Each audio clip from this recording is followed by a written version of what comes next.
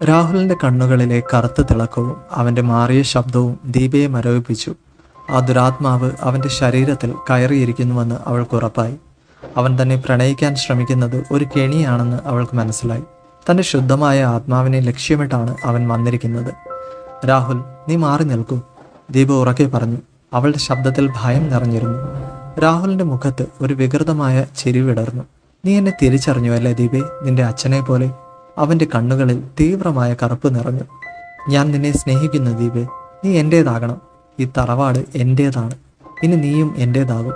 അവൻ ദീപയുടെ അടുത്തേക്ക് വേഗത്തിൽ പാഞ്ഞെടുത്തു. ദീപ ഭയന്ന് പിന്നോട്ട് മാറി. അവളുടെ കണ്ണുകൾ അച്ഛൻ്റെ ഡയറിയിലേക്ക് നീണ്ടു. അവനെ തടയാൻ ഒരേ ഒരു വഴിയേ ഉള്ളൂ. ഒരു പ്രത്യേക പൂർണ്ണചന്ദ്ര രാത്രിയിൽ അവൻ്റെ ശക്തി ഏറ്റവും അധികമാകുമ്പോൾ ഒരു പഴയ മന്ത്രം ചൊല്ലി അവനെ വീടിൻ്റെ ഏറ്റവും അടിത്തട്ടിലുള്ള ഇരുട്ടറയിലേക്ക് ബന്ധിക്കുക. പക്ഷേ അത് വളരെ അപകടകരമാണ്. അത് ചെയ്യുന്നയാൾക്ക് ചിലപ്പോൾ സ്വന്തം ആത്മാവിനെ നഷ്ടപ്പെടാം. എൻ്റെ ഭാര്യയെയും മകളെയും ഞാൻ രക്ഷിക്കും. ആരും ഇത് അറിയരുത്. ഇരുട്ടറ, തറവാടിൻ്റെ ഏറ്റവും അടിത്തട്ടിലുള്ള ഇരുട്ടറ. പൂർവികർ ഈ ദുരാത്മാവിനെ അവിടെയായിരുന്നു ബന്ധിച്ചിരുന്നത്. അവിടെ ഒരു വഴി കണ്ടെത്താൻ കഴിയുമോ? രാഹുൽ ദീപയെ പിടികൂടാൻ ശ്രമിച്ചു.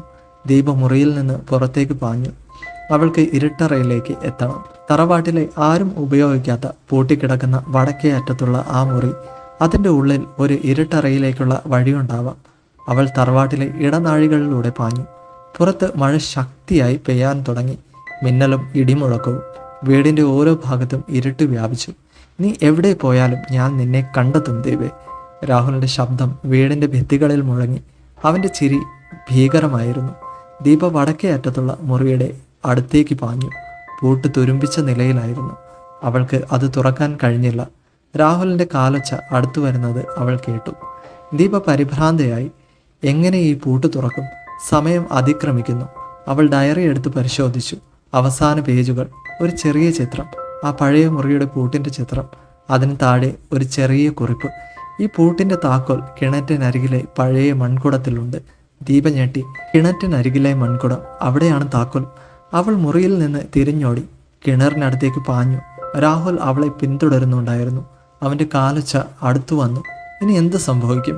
കിണറ്റിനരികിൽ അവൾക്ക് താക്കോൽ കണ്ടെത്താൻ കഴിയുമോ?